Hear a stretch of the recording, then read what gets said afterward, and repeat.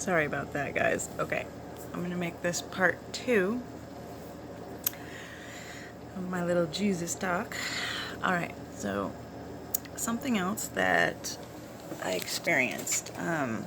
So in part 1, I was explaining a little bit about my journey, what brought me to want to know Jesus, and how I started to understand that there is a huge difference between religion and relationship. Now, this something really sweet happened to me. It's a little embarrassing, and has to do with an 80s song. So my whole life I've been wanting to know the truth. I've been hungry for the truth. I want to know God. I want to know not just people's ideas about God. I want to know God for myself, and I want to know how to heal, and I want to know how to do these things that I want to know how to bring about God's will on this earth. Now, before I can really, go all out and, attach myself to this brand, Jesus, I need to know that it's real. I need to know that, especially when teaching my daughter, she's hungry to know. That's pretty much what started this whole thing for us, was her desire to know. And I'm going to support that. But I wanted something for myself. I want to know for sure. And there's some things in my life that are very difficult right now. Some things that I've recently given to Jesus because I can't do it myself. And one day, these things were weighing on me particularly heavily. And I laid down and I just thought to myself, Jesus, I need something from you. I need support. I need a sign. I need to hear you or see you. I need to know you. I need something. Please give me something to go on. And the moment I asked that, the words to this song that I hadn't heard in years and years and years. I don't know when the last time I heard this song was. It's from the 80s and it's not played very often. But these words went through my head the moment I asked this. I hadn't heard the song that day or any other day in the last 10 years. I hadn't heard this song in a very long time. But these words played through my mind the moment I asked that. And I'm not going to sing it because I'm already embarrassed to even say it, but it's beautiful because if Jesus said this to me, it's very precious. But the words, I am the man who will fight for your honor. I'll be the hero that you've been dreaming of. We'll live forever, knowing together we did it all for the glory of love. That played through my mind when I asked Jesus to speak to me. That was pretty beautiful. I can't think of words much more appropriate for what Jesus wants for us and why he came. And it was pretty beautiful.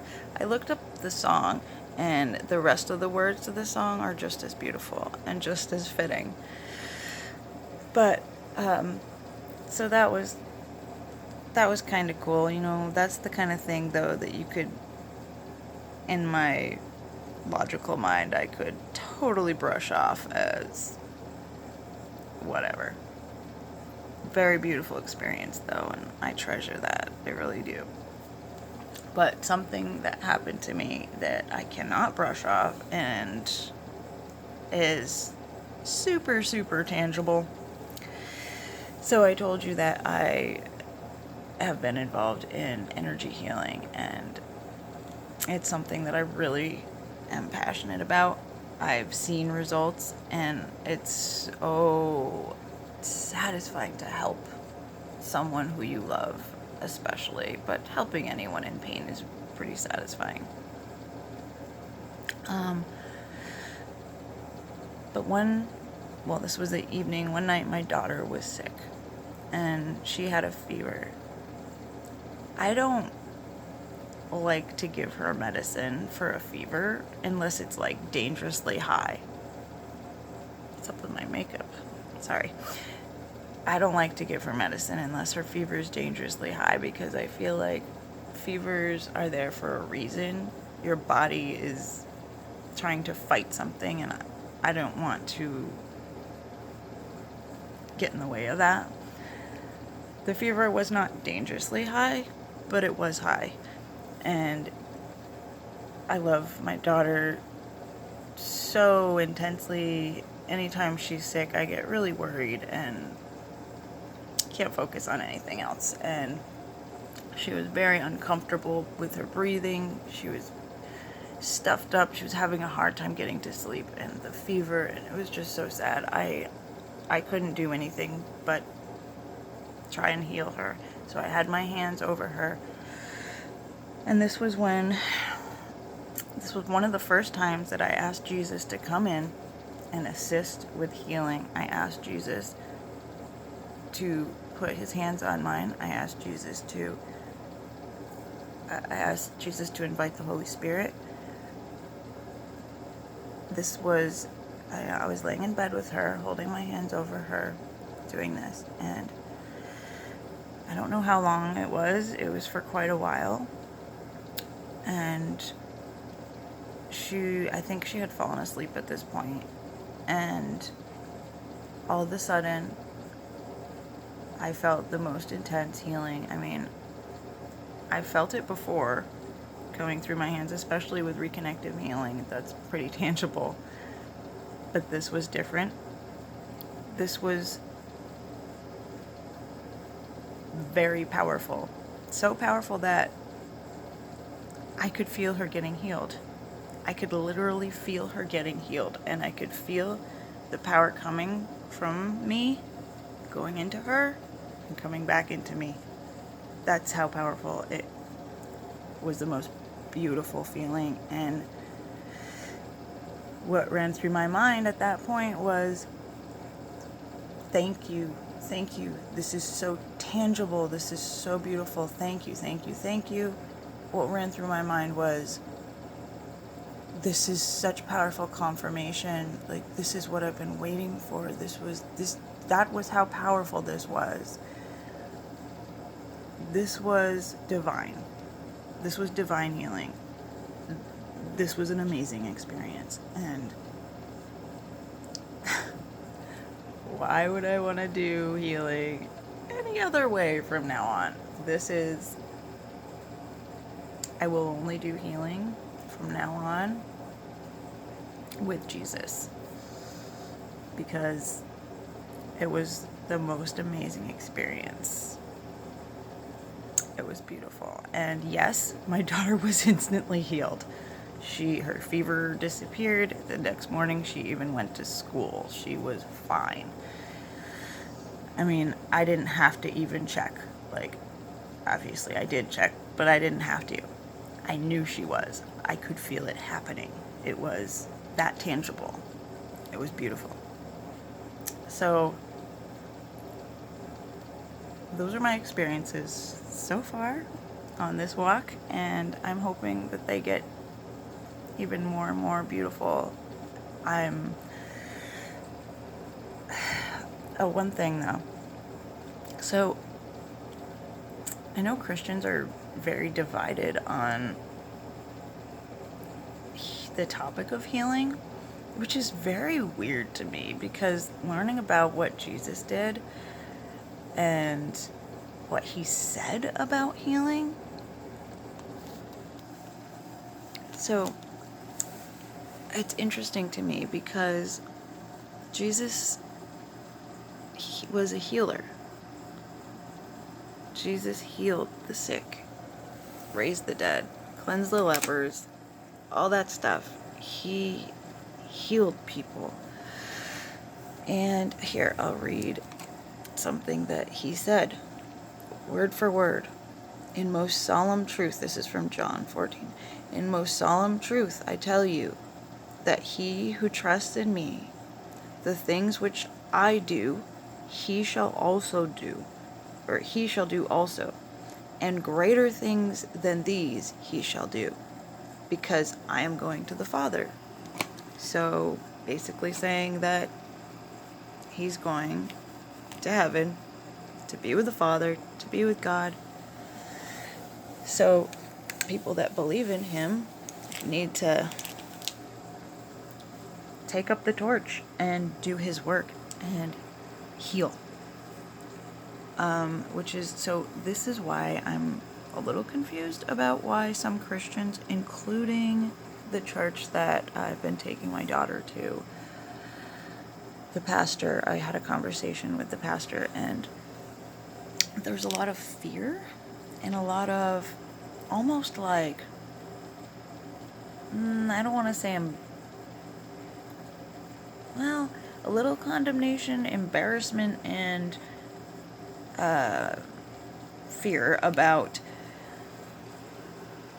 doing the things that Jesus said to do. So it's very strange to me. And the conversation, so I was really excited after experiencing this healing power of Jesus. I was super excited about it, and I wanted to talk to the pastor about it because I want to be involved. I want to help heal people and animals. I'm an animal lover. And the veterinary is very expensive. Let's face it. I want to help heal those who need it.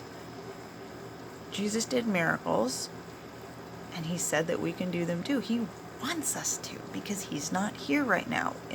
He's not here in the flesh. He can be here through us. That's the whole point. I was a little hurt, honestly, I have to say, talking to this pastor. I didn't tell him the full story. I just told him a little bit, and about my experience, just short, 30 seconds. And I got a very strict he was nice about it, but it was very... He basically stepped on my flame. He tried to put it out. He didn't have any interest in it, and he basically wagged the finger like, only Jesus can do that. That's only Jesus. Very weird to me how some Christians, it did hurt my feelings. I couldn't help that. It brought a little tear to my eye because I was so excited about it, and because I found something that I could, be a part of to help people. And this world is so many people in need, and so I don't want to leave the church. They're really nice people. I'm not going to leave the church, but I do want to find an additional group of people or another ministry that I could be a part of that has more flair, more excitement, and more passion to heal. Because honestly, if you're trying to follow Jesus and do what he said, why wouldn't you do what he said? It's very confusing to me. I'm not asking for people to explain that. I do understand where they're coming from. And let's face it, it has a lot to do with religion.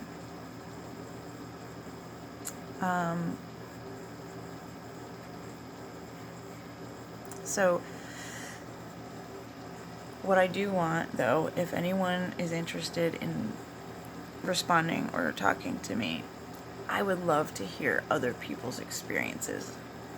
If anyone has a similar experience to mine or feedback, I'm going through a huge life altering, my outlook is changing. Obviously, I've been involved in, really did think of myself as a witch, a good witch. But it wasn't to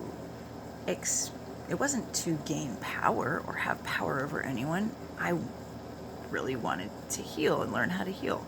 And I did. I learned a lot about energy healing, and I learned a lot about natural remedies. So I do have a lot of knowledge about that stuff, and I still believe that is from God. Let's face it. If God created the earth, and God created plants and all that type of natural healing remedies. But as far as the energy healing goes, from now on, Jesus is my guy. That's where the power is. And I don't want anything to do with any kind of energy healing that isn't Jesus. So I think, I'm not saying it's a waste of time or evil or anything like that, but I can see the difference. And Jesus is like so much more divine and effective than anything else I've ever been a channel for. Jesus is my guy. After experiencing that, I can't say that anything else was more real, more powerful, or more beautiful. And I'm grateful for that experience, because we need something tangible. Let's face it. We are also logical beings. We need something tangible, a real experience that we can go on, that we can think back to, that we can to build faith. And if anyone else has an experience similar, or if they have input, please hold your judgments. I'm not super interested in being judged by Christians who believe that they know better and that they know the Bible and that I understand that you may be thinking that you know better, but let's share information with the outlook that each person is showing each other a view from that particular perspective. So you're standing over here, so you have information that someone standing over here cannot see, simply because of who you are and what you've experienced. Can we share information that way? It's actually so much better received that way too. Because when you judge someone, or, condemning, that information is just going to bounce off of them. When you think about it, they're not going to, I'm not going to take it to heart. But if you share information in a friendly, non-judgmental way, I would love to hear it. And I am, you see all these videos, New Age to Jesus. I am on that walk now. And it's pretty exciting, only because I've experienced what I've always been looking for, what I've always been searching for. I got a little taste of it here. But it was only a little taste, and in order to keep the passion going, I need more. So anyone who feels called to pray for me and my daughter, that we can be able to see Jesus more, or feel his presence better, or have more miracles in our life, please pray for us. And if you want, I will return the favor. Go ahead and tell me you're praying for me. I'll pray for you. Just tell me a little about yourself. Okay. I think that's all I wanted to say. If you watched this video up until now, wow, that's amazing. I know I'm a rambler, and that's so cool of you. Thank you. Yeah, so I would love to hear your input, or any similar experiences, or just experiences in general with Jesus. Thank you so much. Much love, and I will keep making videos if I keep getting cool experiences.